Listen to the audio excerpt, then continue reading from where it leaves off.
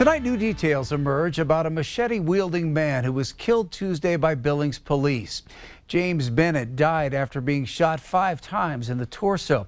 The 45-year-old was well known to police. 2003 was convicted of 2 federal felony offenses, interstate transportation of a stolen vehicle and larceny, which prohibited him from possessing firearms.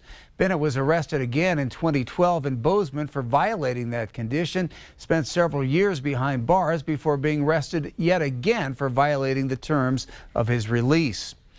Well, despite his troubled past, Bennett's family is questioning the decision by Billings police to use lethal force. And tonight, for the first time, they're sharing their thoughts with our Kelsey Boggs.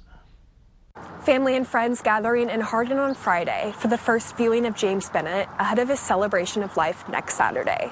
Emotions are still high, as loved ones claim the situation should have ended much differently. I kept trying to call, and I couldn't get through. Mary Rock's world was forever turned upside down, and it all started with a missed phone call. I got out of an appointment and I called and it went right to voicemail. Mary would never speak with her partner, James Bennett, again. Her decision to decline that call is one that will haunt her for the rest of her life. It's my biggest hurt. I should have stopped for that moment, but I didn't. Now she's left grieving. I'm really upset.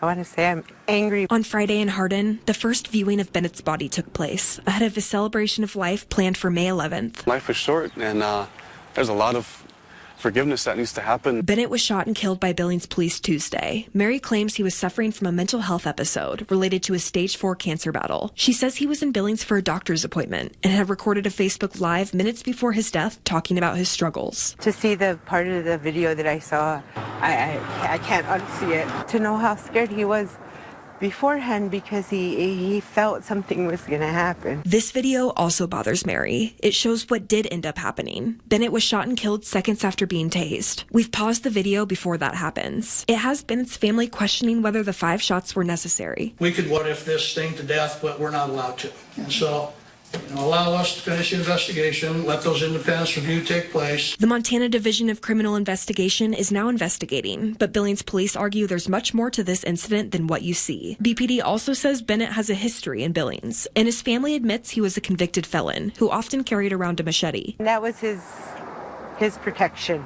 And in his live video, he also states, I carry a machete and a knife. Still, questions remain. I think as a mayor, and dealing with law enforcement all the time, which I respect. There's always 2 sides of the story. Quincy Dabney is the mayor of Lodgegrass and grew up with Bennett. He and others wonder if there could have been another outcome. Always needing big brothers or someone to look up to, and yeah, James was that guy, man. One that would have kept their friend and loved one alive.